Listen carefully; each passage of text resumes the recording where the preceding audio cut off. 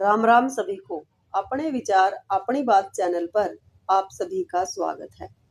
आज हम किसान दिवस विषय पर भाषण के साथ प्रस्तुत हुए हैं, जिसका प्रयोग आप स्कूल में प्रतियोगिताओं के लिए कर सकते हैं।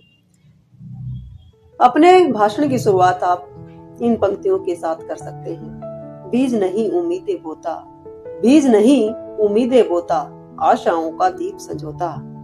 किसान दिवस, जैसा कि इसके नाम से ही स्पष्ट हो रहा है, ये हमारे देश के किसानों को समर्पित है, जो गर्मी, सर्दी, बारिश की परवाह किए बगैर लगातार हाड़ तोड़ मेहनत करके हम सब के लिए अन्न उपजाते हैं। यूं तो हर रोज ही हमें किसानों का सम्मान करना चाहिए, उनका धन्यवाद करना चाहिए, जिनके कारण हम जीवन की मूलभूत आवश्यकताओं में से एक अन्न को प्राप्त करते हैं। फिर भी जब एक दिन निर्धारित करने की बात हुई तो हमारे देश के 5वें प्रधानमंत्री चौधरी चरण सिंह की जयंती को ही उचित माना गया, क्योंकि उन्हें एक किसान नेता के रूप में जाना जाता है। उन्होंने जमींदारी प्रथा को खत्म करने, भूमिहीनों को अधिकार दिलाने, ऋण निर्मोचन विधेयक पारित कराने और नाबार्ड की स्थापना कराने जैसे कार्यों में महत्वपूर्ण योगदान दिया। इस प्रकार 23 दिसंबर 2001 से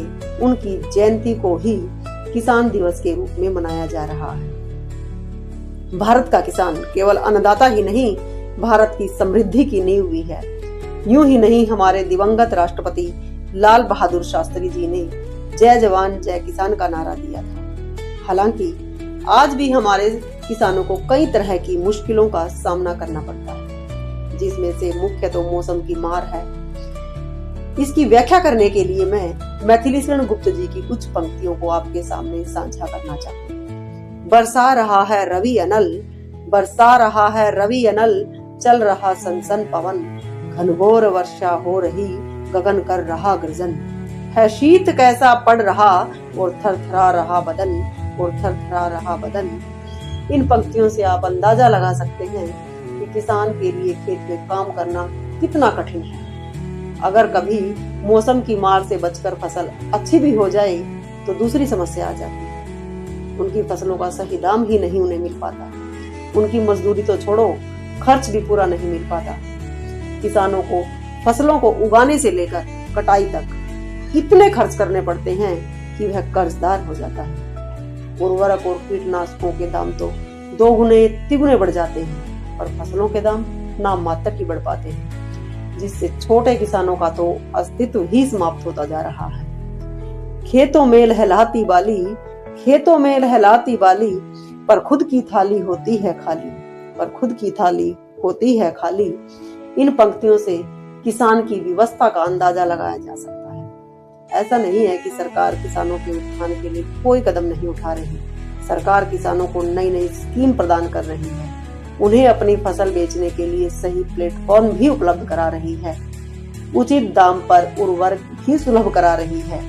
परंतु भ्रष्टाचारी बिचौलिए सरकारी सहायता पूर्ण रूप से किसानों तक नहीं पहुंचने दे रही। अंत में मैं यही कहना चाहूंगी कि किसान हमारे देश का आधार स्तंभ है। उनकी मुश्किलों को समझना, उनकी सहायता करना और उन्हें उचित सम्मान देना हमारा कर्तव्य है, ताकि वे खुशहाल हो सके। और अगर वो खुशहाल होंगे तभी तो देश उन्नति कर सकेगा।